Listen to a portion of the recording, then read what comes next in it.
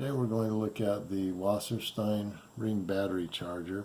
You can find this online, Amazon and other stores. It's a reliable charging pod for your ring battery. When you open it up, this is what you'll find.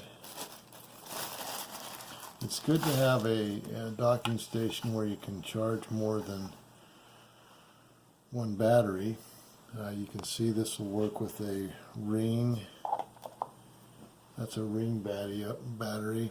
And also we're going to charge a Wasserstein rechargeable battery. And you just put it into the docking station. Now you'll notice on the back side of the box it goes through the installation of the docking station and the battery. Really, it's very simple. I showed you how to install the batteries. Just push them down. Then you're going to plug it into a USB outlet, and you'll notice that it shows that they are charging. When it's finished charging, you will just see a green light.